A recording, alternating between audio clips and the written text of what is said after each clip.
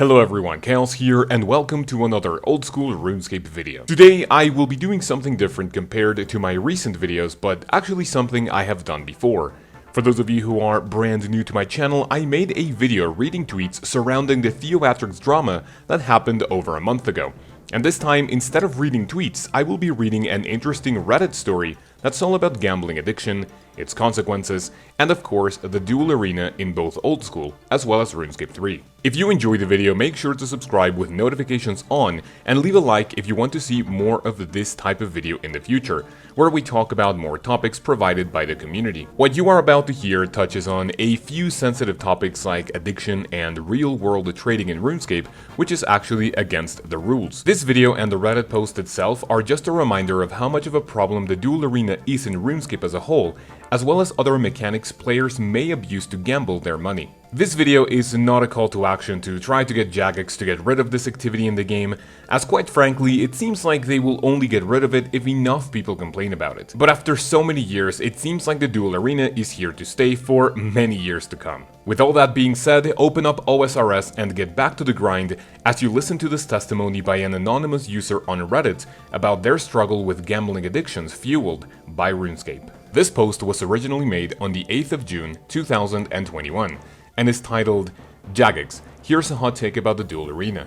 I've been addicted to staking in RuneScape 3 for over 10 years and it's cost me over $60,000.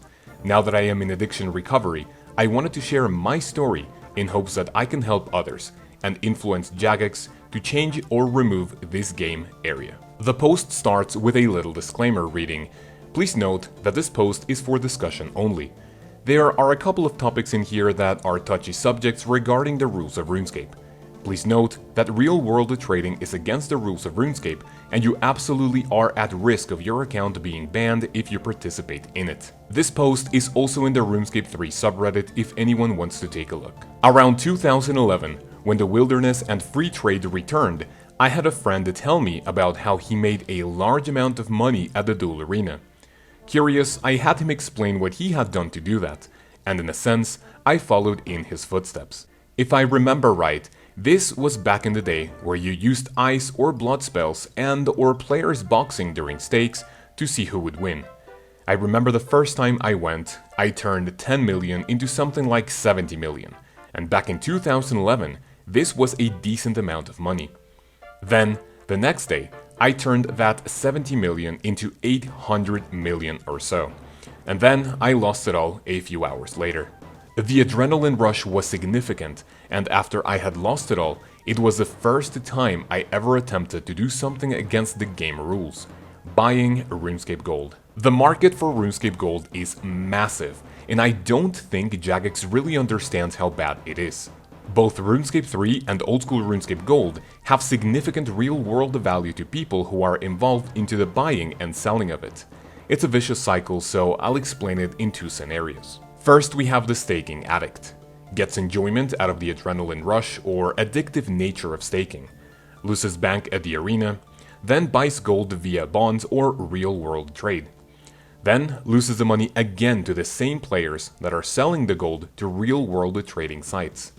Then, he buys the gold back from the same site or another because after losing so much, buying the gold via real-world trading is a lot cheaper than buying bonds. Then we have regular players.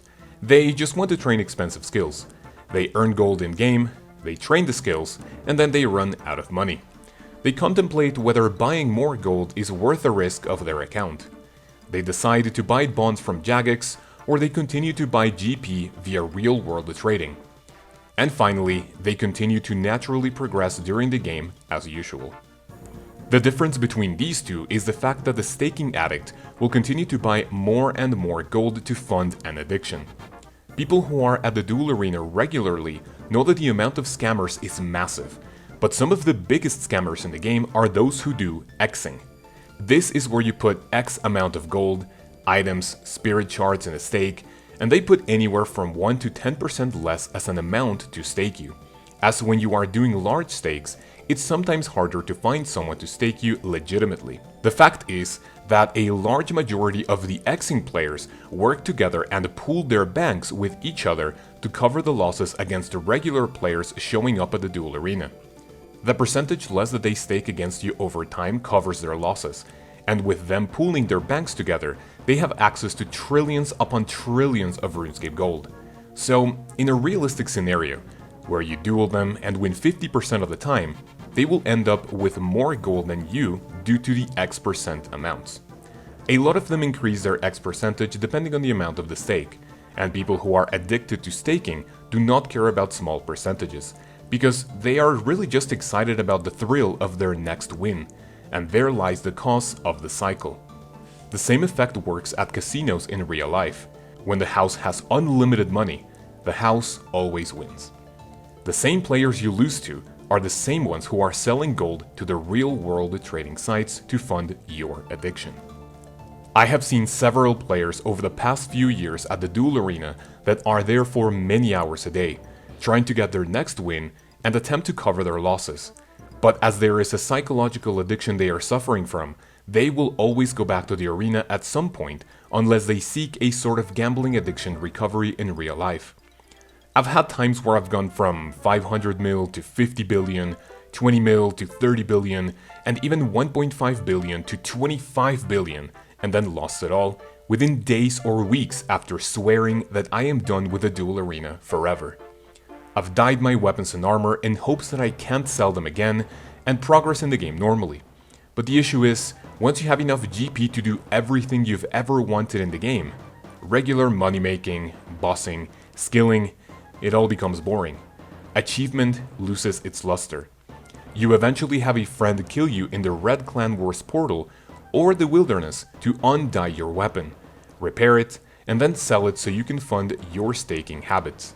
Or you de-iron your Ironman so you can sell the gold to stake. Without the physical willpower to stop, you are essentially helpless.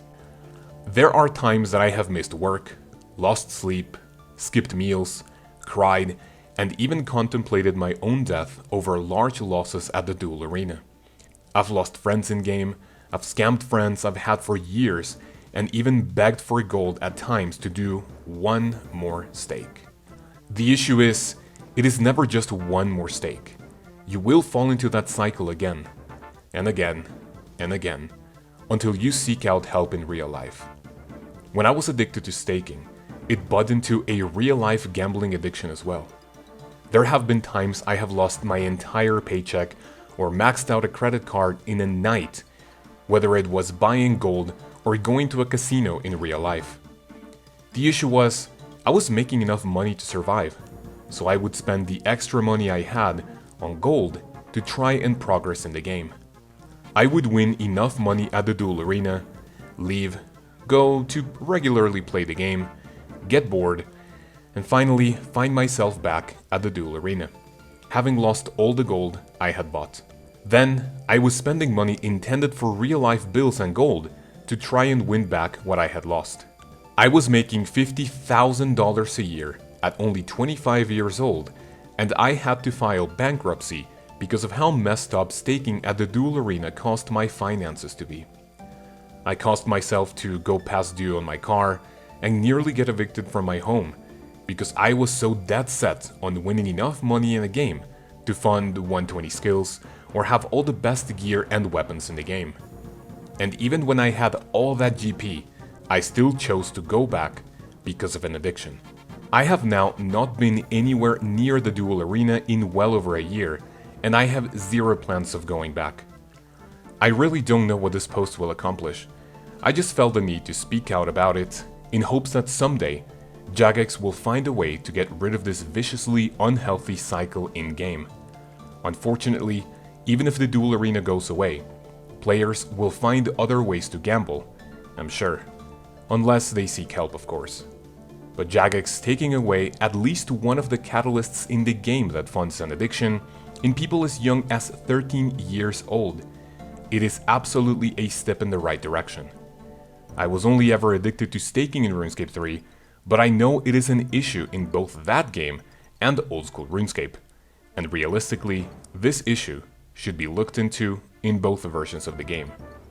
As a TLDR, the Duel Arena causes addiction in both RuneScape 3 and old school RuneScape, and should be stopped in some way. And now, as for some closing thoughts on my end, I personally think the Duel Arena is never going to be removed unless there is a massive controversy behind it, because honestly at this point we are way too far into the game's life cycle, or lifetime even, when Jagex doesn't really see how much damage it actually causes.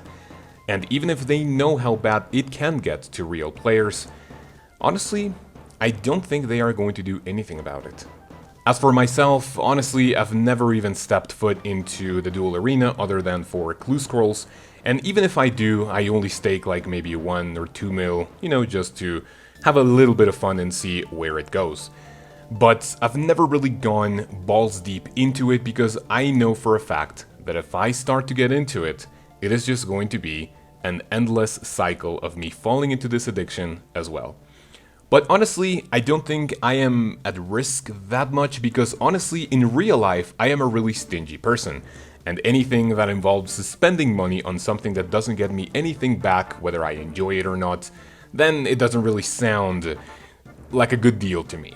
I've gone to the casino before, I've spent the equivalent of, let's say, $50, and there have been times when even in just 5 minutes I make $200. And, you know, there have been times when I can, you know, put those same $50 in a machine or like a slot gambling, whatever, and I can be there for, let's say, 3 hours and I make the same money back because I was winning, then losing, then winning, then losing. But the same thing has happened on the bad side, and I have put, let's say, $30 in it.